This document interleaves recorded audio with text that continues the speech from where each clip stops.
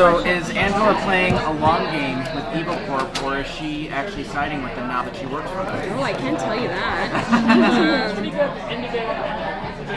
I think that Angela is not a character you should underestimate. I think that she is a really smart and really capable, and you know, I think that that's what's so great about playing someone like her. I relate to her. I relate to being seduced by, you know, she's being seduced by power, she's being seduced by respect, she's being seduced by this person that inadvertently, you know, well, I won't say that, I can't tell you that. Well, that believes in her, and I think that that validation is something that, you know, she's wanted for a really long time. But at the same time, there's a part of her that was told by Terry Colby, if you want to make a difference, you have to work from within.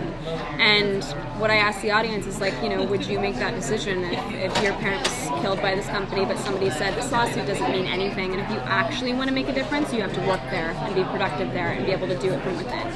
And I would have done it myself. So there's a very fine line with Angela this season, but many things happen that are very unexpected with her character. What about her romantic trajectory? Is that going to improve after last year's douchebag? It doesn't improve much. I mean, she doesn't improve much, but she has... It's different. It's way different than the first season. I think due to kind of the way she's brainwashing herself, her, you know, desperate need for control kind of shifts how she is in terms of her vulnerability to people. So you see more of that. You see that in a completely different way this season. Or romantic way. You can call it that. Her dynamic with Elliot was one of the most compelling parts of the first season, I thought. But now they've kind of grown apart because they've gone such different ways. Will we be seeing more of them soon?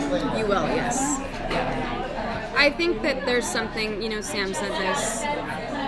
Angela shifted so much from the first season, and but he said, remember who you are with these people, because she is weirdly enmeshed with Darlene and Elliot. I think that there is this undying connection that she has with him. You know, they went through the death of this parent together, their parents together, and also they both share the passion that they wanted to make a difference, and they're just going about it in two completely different ways. But he's a weak spot for her, and I think vice versa. They're a weak spot for each other. And oh, I don't know if I can say that because I don't think you guys have seen it. I'm trying to think if you've seen it yet. I'm not going to tell you. But you get a lot more information about their dynamic this year than you did the first. Well, and Elliot's obviously very good about keeping secrets from her. Is that going to start to chip away also? Ooh, that's an interesting question. I would say yes and no. I mean, Sam never delivers anything on a platter. It's like literally like you think it's going to go this way, but it ends up going in this like, you know, 8 different ways, and then it ends up around a corner that's now completely different than what you thought it would be like. I feel like that's kind of where the show goes constantly. When you think something's going to happen, it goes 8 other places first. So yes and no. There are definitely things this season that are answered from the previous season that people want answered. I'm like a terrible person. I'm not telling you guys anything. Do you like working on the show? Like, are you love working on the show. I love the people that I work with, and I think it's very rare to have, maybe it isn't, but have like a family that's so obsessed with each other. I mean, we're very obsessive with each other. We spend so much time together, you know, and as an actress, sometimes you read something and you're attracted to the director, you're attracted to the writing, or you like the character. There's all these reasons, and sometimes I get maybe 2 out of 10. More often than not.